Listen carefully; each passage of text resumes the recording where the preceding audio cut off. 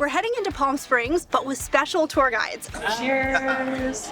I'm so excited. We are walking into Melvvn's, a place that Frank Sinatra used to frequent often. This is so crazy. I'm repairing a sabotaged piece right now. That was amazing. On our last episode, we made a spur-of-the-moment change to our travel plans when our friends invited us to Palm Springs.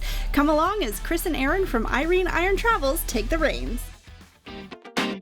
We're Howard and Caitlin Newstate, dog people, food people, adventure people. We've been living on the road for the past 4 years, traveling in our Winnebago Melvvn and jet-setting to destinations around the globe.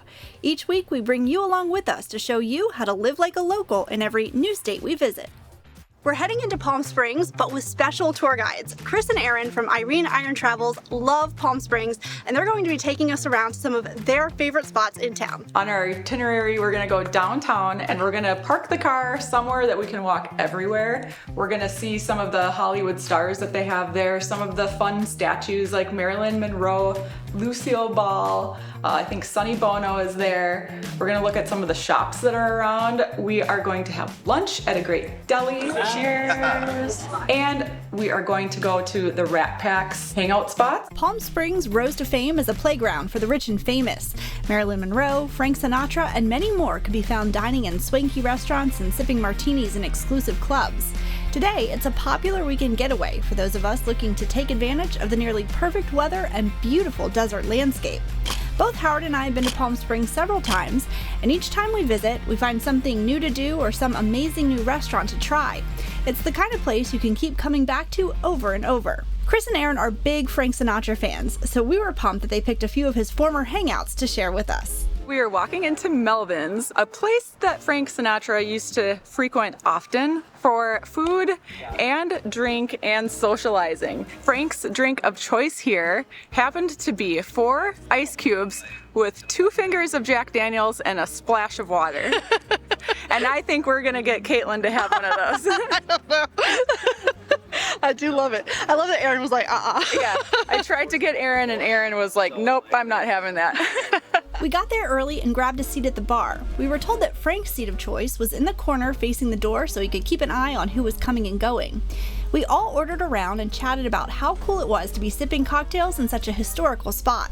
Yummy. So we got this wrong. So back to that famous sandwich shop. We worked up quite an appetite with all this walking and sipping.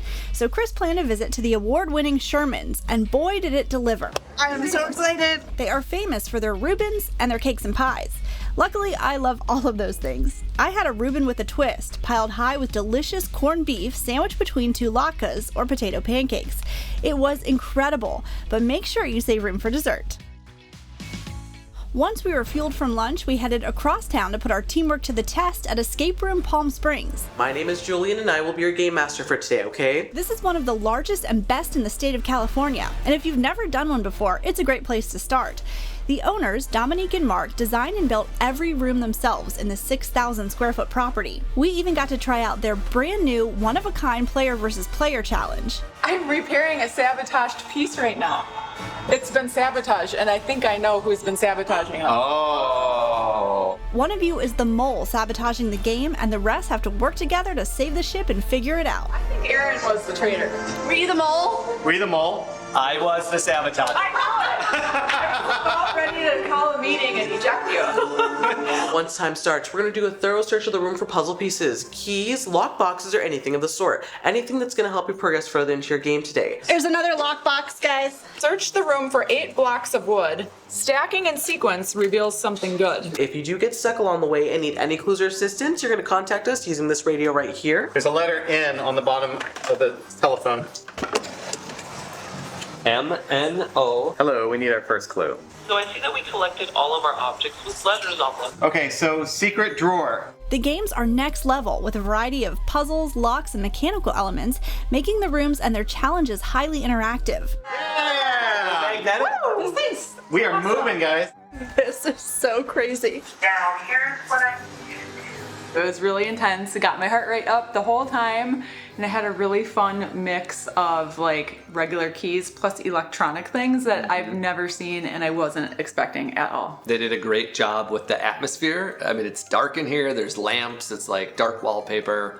And you got coffins and everything all around. I feel like for somebody who has done a lot of these, this was a very sophisticated room and had lots of twists and turns, and you had to combine a bunch of things. They had like electronic locks. There were things that would pop out of the walls. It was amazing. I really liked the story that they showed on the video beforehand because it really like brought you into the mood and the atmosphere. We did it!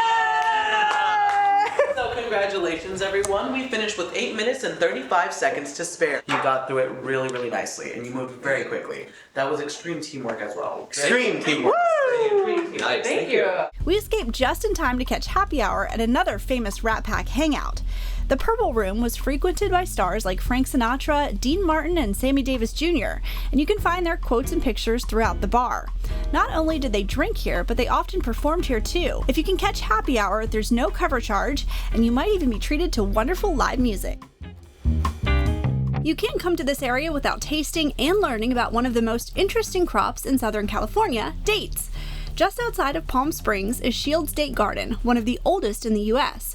It opened on Christmas Day in 1924. Floyd and Bess Shields moved to the desert to give it a go as date farmers. They had no prior agricultural experience, but saw it as a golden opportunity. And almost 100 years later, Shields is now a staple of the Coachella Valley. We just watched a fascinating documentary with a very cheeky title about how they cultivate and grow dates. And it's an incredible process and definitely gave me a lot more insight and appreciation for dates. It is a very hard crop to grow, and everything has to be done manually, including pollination. They permanently attach ladders to the palm trees because there is so much manual labor involved. While you're here, you can grab a delicious meal at the cafe and stroll through the date palm gardens. And don't forget to try a yummy date shake. It's a unique treat that you should have at least once in your life.